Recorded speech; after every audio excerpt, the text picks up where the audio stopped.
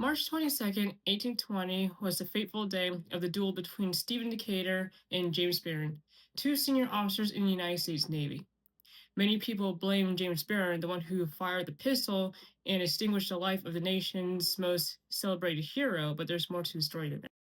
In order to understand why this duel took place, we have to refer back to the Chesapeake Leopard affair, which happened on June 22nd, 1807.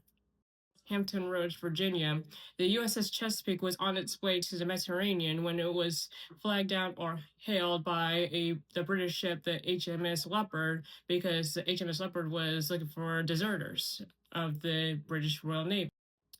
Captain James Barron replied that he knew of no deserters, but the HMS Leopard began firing at the USS Chesapeake, which wasn't ready to fire back. And so within the harbor of the Hampton Roads, Virginia, the USS Chesapeake was getting pummeled by British fire. In the court of inquiry, which Stephen Decatur was on, the court found James Barron guilty of negligence and suspended him 5 years without pay. So James Burr decided to become a merchant captain and sailed to Copenhagen, Denmark. And of course, at this time, that's when the War of 1812 broke out.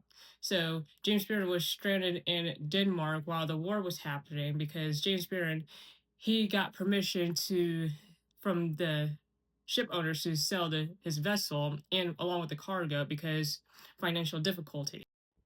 Even after the war ended, James Burr was still in Copenhagen because, again, he was facing financial difficulties. He couldn't support himself, let alone find a way back to the United States. And so James Barron was tinkering around in his little, I guess, room that he rented, trying to create inventions, and get patents for. While James Barron was away in Copenhagen, Denmark, there was drama brewing within the United States Navy because the War of 1812 ended, the Second Barbary War ended, and now it was relatively peaceful within the Atlantic world. And so the United States officers, the senior officers at least, they were trying to get promotions, and they were just sitting idly by, and well, they needed something to do, I guess.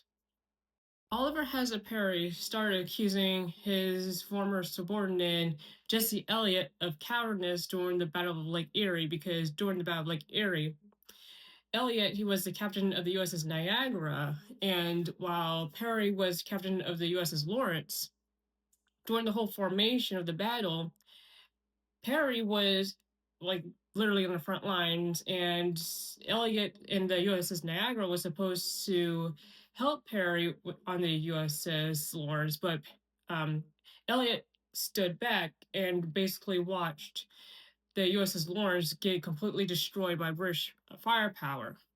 And so when the USS Lawrence just became like a whole pile of rubble, basically, Oliver Hazard Perry barely managed to escape, bringing his flag, "Don't give up the ship," with him, and then sailed to the USS Niagara and took command of the USS Niagara and then won the battle there. In the Second Barbary War, William Bainbridge was supposed to be the commodore of the Mediterranean Squadron, but Bainbridge was taking too long to ready his ships, and so the Secretary of the Navy, Benjamin Crowninshield, asked Stephen Decatur to be Commodore instead, which Stephen Decatur did.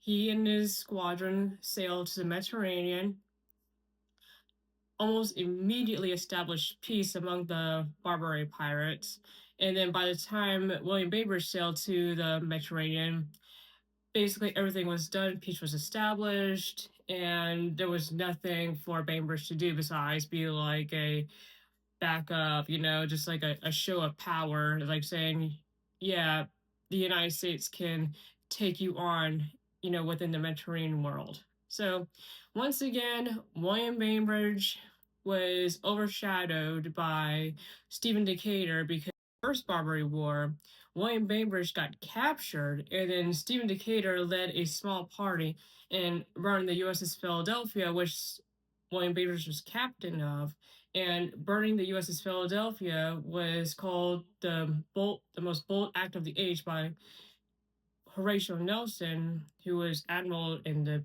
British Navy. And so Stephen Decatur, he became like a household name because of that daring feat. When Elliot wanted to duel Perry, and when Perry wanted an investigation, Perry got affidavits and was supported by Stephen Decatur. And when Perry died, supposedly, allegedly, these important documents, these affidavits, some of them were in Stephen Decatur's hands and his possessions. So now at this point, Jesse Elliott and William Bainbridge both have a common enemy named Stephen Decatur. Now we go back to James Barron, who finally made it back to the United States. James Barron had no idea or wasn't aware of anything that was happening within the U.S. Navy, all the jealousies and rivalries and blah, blah, blah. He's just happy to be home and see his family. Well, people, they still remember James Barron as the captain who allowed the USS Chesapeake to be destroyed by the HMS Leopard, and so James Barron didn't really get a warm reception coming back from the Navy Department. And so, really, the only friend James Barron had was Jesse Elliott. And Jesse Elliott had a motive to be James Barron's friend, get rid of Stephen Decatur. Began the famous duel letters, I guess you could say, or duel correspondence. There have been a couple of times when the letters kind of like died down a little bit. Like there were times where both parties didn't respond to the other for like months at a time because James Barron was ill or Stephen Decatur just wanted to let it go. Like the past is a past. But you have Jesse Elliott over there just like stirring the pot, trying to continue the hostilities to the point where James Barron believed that the only way to settle his wounded honor is, by duel. And so Stephen Decatur, didn't really want to participate, but when someone challenges you to the field of honor, you kind of have to go if you want to keep your reputation intact. Well, that was the mindset of Stephen Decatur. However, just about everybody in the Navy Department, at least all the seniors, said, Stephen Decatur, you're the hero of the United States. You have proven your bravery time and time again. You don't need to participate in this petty argument or just. They all just said, just let it go, but Stephen Decatur couldn't because he was personally challenged, and so therefore he couldn't let it go. And so he tried asking brother officers like Commodore John Rogers, Captain David Porter, and Captain Charles Morris to be a second, but they all declined for one reason or another. So it almost looked like Stephen Decatur got off the hook because he couldn't find a second. And once in Stephen Decatur's hour of need, when he needed a friend, up comes William Bainbridge, even though William Bainbridge has not spoken to Stephen Decatur since the Second Barbary War, which was back in 1815. And mind you, this is 1820 now, so that was 5 years. William Bainbridge hasn't spoken to Stephen Decatur. Well, William Bainbridge caught word that Stephen Decatur needed a second for this duel, and then William Bainbridge said, I volunteer. I can't be your friend. I can be your second. Now we come back to the fateful day of March 22nd, 1820. The two parties have arrived at a little glade somewhere near Bladensburg, Maryland, because dueling was illegal in Washington, D.C., so they had to cross lines.